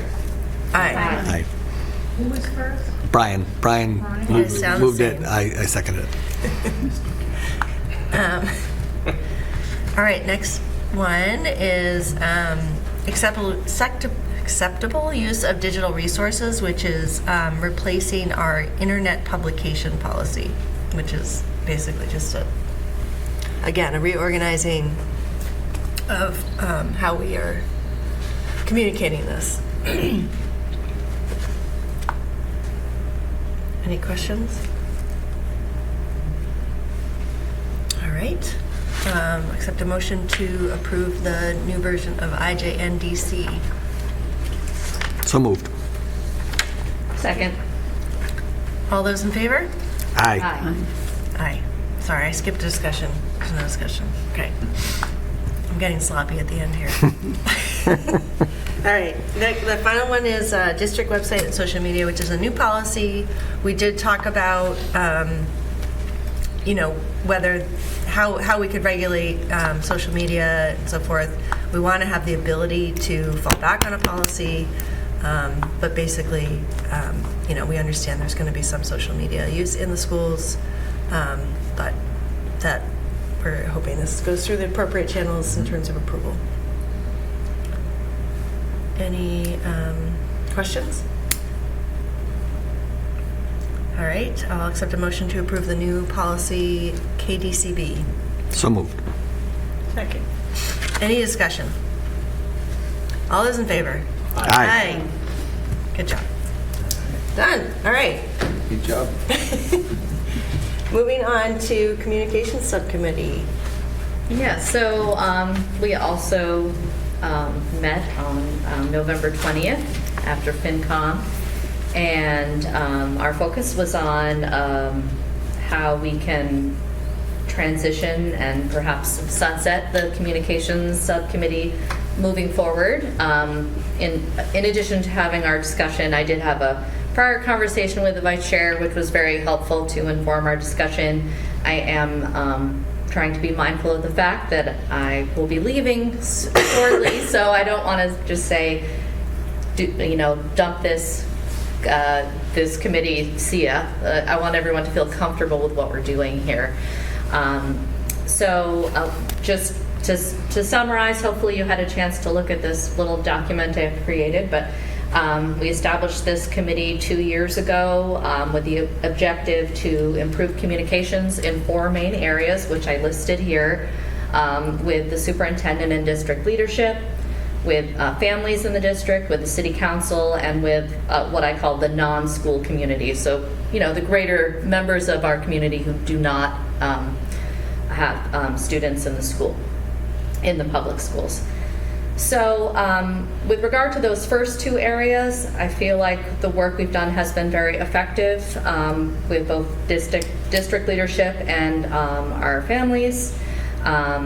With district leadership, we have, for a time we were doing follow-up items. We haven't done that lately, but that's something we could fall back on if we needed to. We were getting into that pattern, you may recall, of having a lot of new topics brought up under new business, and you know, sometimes people weren't necessarily prepared or had, you know, the information they needed. So we've moved away from that. The Teaching and Learning Subcommittee has been a really great resource to have more in-depth conversations offline. So, you know, I think tonight was a perfect example where the work was done so that when they came tonight, you know, it was a very prepared presentation. So I think that's good. I really appreciate the work you've done, Superintendent, with having a report for Superintendent's report in our packet, so that we're not surprised, especially if there are numbers involved like school choice. Having that information ahead of time is really helpful. I didn't include this here, but your Superintendent's Advisory Council has also been a great resource. That's, you know, that's you, not us. So, but just shout out there. I think that that's helped us to kind of have a finger on the pulse of the community better. For families, we've got the new website, we've got the app. I think getting rid of the Facebook page was a step in the right direction, and maintaining the newsletter moving forward. City Council, we still haven't settled into a productive pattern, but we have some ideas. There's a commitment from the Vice Chair to meet with Council President and come up with a protocol for the coming year. And I've talked to people on both sides there, so I think that we're in a good position to advocate for that. Plus, Member Callahan and I will be over on the City Council looking back at you guys here, so that should help as well. Non-school community, when I spoke with the Vice Chair, we agreed that that's really more on the district to be outreaching to the community, but that's definitely something that the school committee wants to support and prioritize. Buy-in from the community is important, and to make sure that they're included. I think when we did the strategic planning, that was actually a great example of including the community in that process. And is that going to be coming up in another year to do that again? Yeah, 2 more. A couple more years? Okay. I wasn't sure when the 5 years. Right? Soon. Yeah. Soon. So yeah, so I think that was a good example of including the community in the process, and likewise with the phone dialogue last year, I think was another positive example. So anyways, based on all of that, I will make a motion that we sunset the communications subcommittee. Second. Discussion? So the only thing I'd say on the city council item, I think also the mayor, you know, the mayor reports out to the city council every, you know, meeting pretty much, right? Yes. So I think the collaboration would be with the council president and the mayor and myself to just figure out how we can do that effectively. And so TBD, right? But yeah, otherwise I think this is great, and you know, if we have a need to start a communications committee again or something related to the strategic plan, then we can always, as a committee, decide to do that. So, and I will take the responsibility of doing the newsletter. Or delegated. Or delegating, yeah. That's true. Yeah. You members, pay attention. Yeah, you've done a great job with that. I appreciate that. Thank you. Any other discussion? All right, with that, I would, all those in favor? Aye. Aye. And the vice chair votes aye. Any opposed? All right. So, any updates from you, Member Higgins? Our last teaching and learning subcommittee was a preview of this presentation, so that was really productive. And our next meeting is December 17th. We will be getting an update on the curriculum review cycle. Great, thank you. Vice Chair, I realized I forgot something during my report, if you don't mind. I thought it was a little late. I know. Go ahead. I know. I know you were there. We also talked about school choice spending, 10-year history of that, nice pie graph here. Mr. Manning, can you email that to the whole committee? Yes. Thank you. Honestly, I don't remember why it came up, but it was just, you know, people are always talking about choice, and we know it's mostly for staff, you know, paying teachers in the summer and whatnot, but I just wanted to get the full thing, and it's 67% teacher salaries come from choice. or 67% of choice goes to teacher salaries. And that is all, and you will get that great looking graph from Mr. Manning. Yeah. Thank you. I think that's actually a really helpful graph. Yeah. Okay. Mr. Broger and myself attended the MASC conference. Gosh, that seems like a long time ago. It was a few weeks ago. Highlights. The resolutions all passed in record time, and it was probably the shortest meeting in terms of the delegate assembly anyone has ever participated in. There was lots of celebrating. So there was nothing shocking there. There was, in general, a fair amount of sort of general updates. We heard from a number of folks who are working at the federal level, including specifically a representative from the National Association of School Committees. Pretty dire view of what's to come from the federal standpoint, from his perspective. Basically, he said, we've just kicked the can down the road, and come January 30th, we're going to, there's going to be a lot going on at the federal level that is going to be, it's going to really impact schools. I think particularly what we've already seen, which is at the most vulnerable populations in our schools and the unfunded mandates.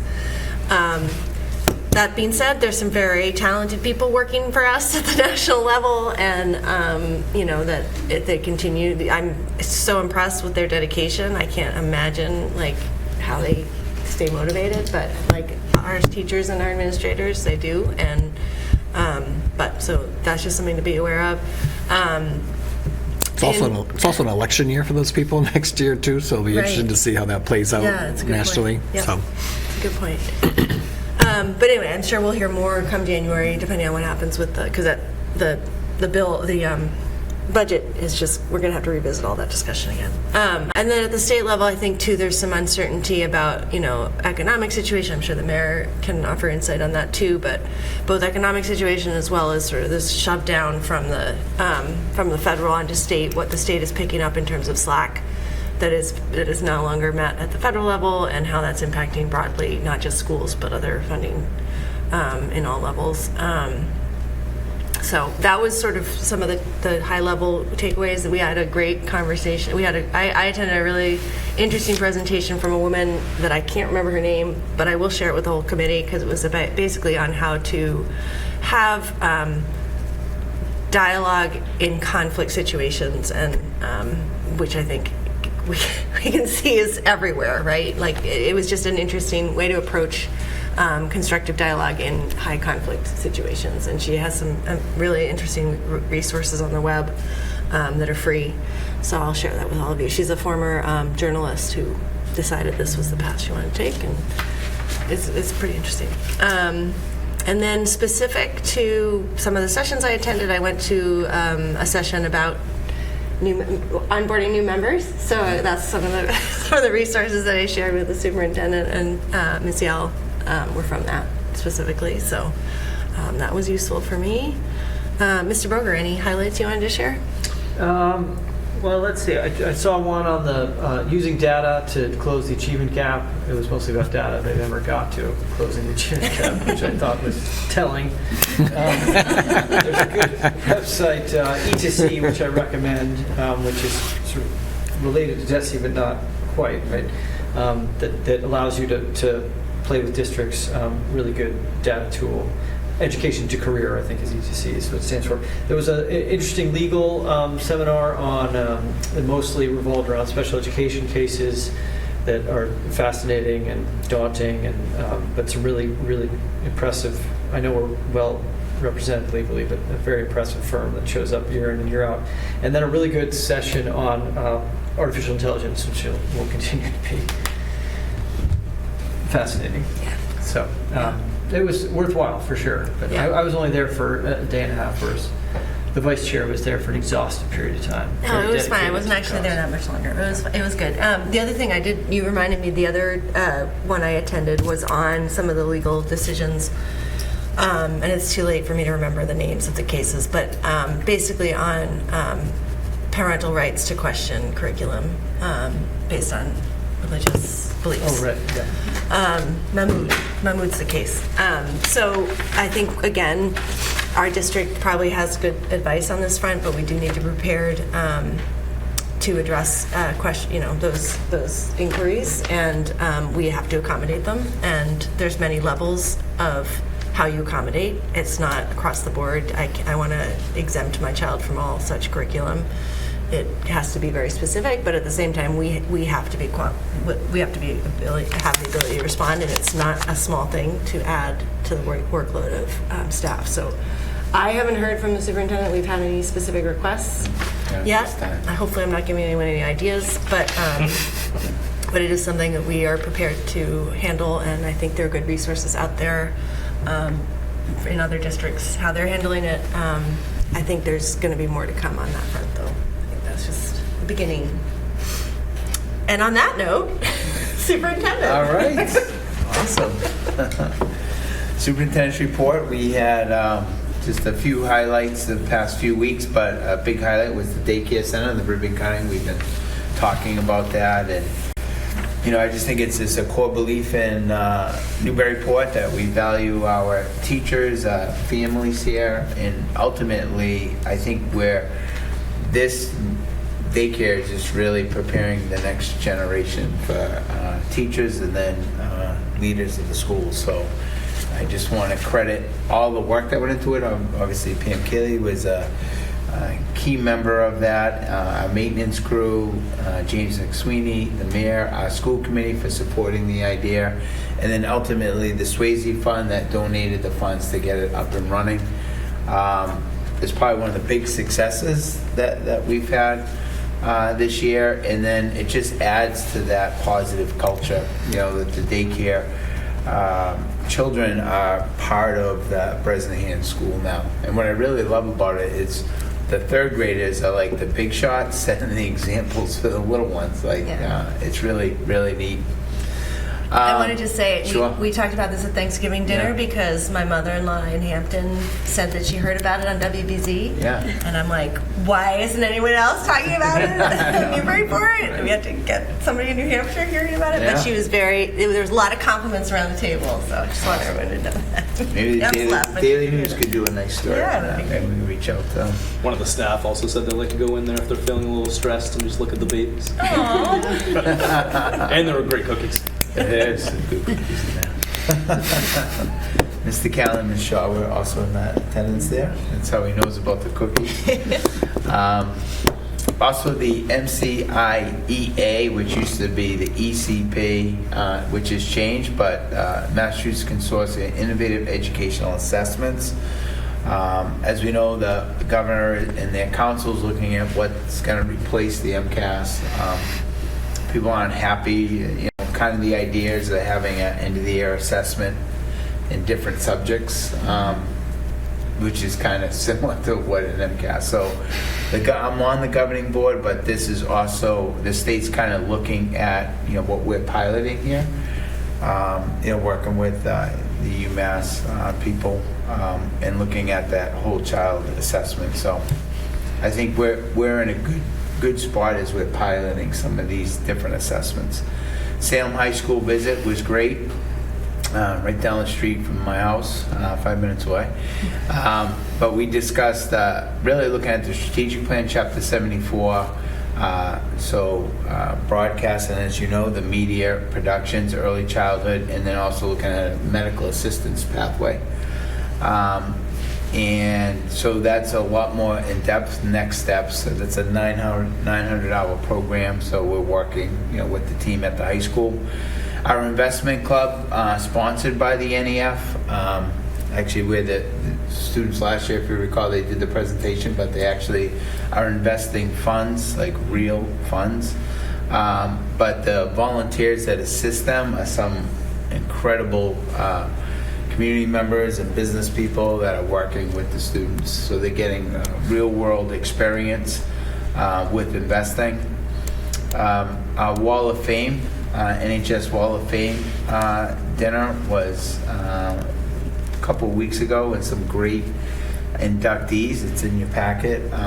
But Coach Don Henniger, who's actually still coaching, God, I mean, his record in championships, undefeated, it's just incredible what he has done. But also all the other inductees have a rich tradition and just really spoke. What I love about it is they speak about their teammates, their coaches, and the experience they had in Newburyport. It's very, very powerful.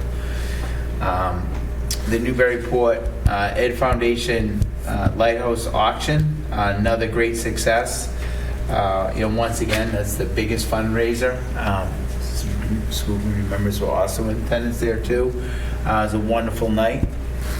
I don't know what I put out a lunch for the kids, and someone bought it, and making me go out to lunch with Mr. Callahan. That's a deal. So I don't know if that's we'll see what happens with that one. Wait, and kids, not just No, Mr. I'm Campbell. the kid. He's the kid. What? No, I didn't buy it. Someone bought it and said I had to be the recipient of the lunch. You don't like lunch, Maybe do you you? could donate it. Why don't you donate it to a kid? I don't have any part of it. Yeah. That's how the auction was kicked off this year. Sounds like a practical joke. It's going to be a lot of fun. I can't leave this guy, you know. The last lunch. The last lunch. And then last but not least, obviously, the great tradition of Amesbury and Newburyport. We had the Rotary Luncheon. It was the 102nd game. The mayor did a great job.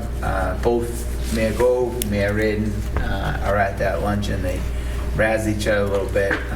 We were hoping. I don't get. I don't razz. I get razzed. You get razzed. I get razzed. We were hoping the mayor wouldn't have to march in the parade, but did you have to march in the parade again? It is Saturday. It's Saturday. So, yep. But also, it was a great game. The seniors, I think, on both teams played very well. They played hard, and we just came up a little bit short this year. But it was just a great month in November. A lot of great things happened. So we haven't had a meeting for a few weeks. I know. That's why it's a little long. We have a lot to get exactly. updated on. So, Thank you, Superintendent. thank Any you. questions for the Superintendent? Superintendent also had a great intro for me at Color Day, where he really fired up the crowd. I tried to fire him up. No, it was good. Good. I had ice on the How many shoulder. cartwheels? Was five? I Three? went for 4, but I hit the curtain on the floor. Oh, yeah. At least you only hit the curtain. Yeah. Could have went off the stage. Yeah, oh but my At least I God. hit the curtain. Okay. Yeah. Yikes. Yeah, I thought we were great. Yeah. My own opinion. Well, thank you. Moving on to new business, I had one thing. Anybody else have any new business? I would just say, we don't have to talk about it, but thank you to the mayor and the superintendent and Ms. Walker for meeting in regards to the, without commenting on public comment, on the High Street crossing challenges that continue to exist. That was what I was going to talk about. That was on my All right, list, why too. don't No, you you go? go ahead. That's fine. I have a bunch. I have a couple things. We convened a meeting of us this morning, and I appreciate being part of that. And I think one of the ideas that came out of it was doing some kind of convening with the parents via the school committee as the convener. So we'll talk about logistics for that, but I know there's at least one person probably on here who is interested in knowing that. I also appreciate just being part of that conversation, but I do think everybody's taking it seriously and wants to see, some positive things happen around safety and walking to school. It's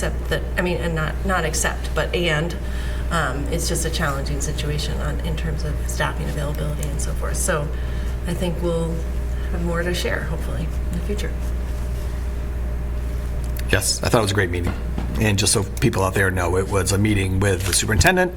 Pam Keeley was also there. We had Marshall Simons. We had John Carey from the DPS, and then Vice Chair Walker and myself. So I thought it was a good conversation. Like I said, we had some action items.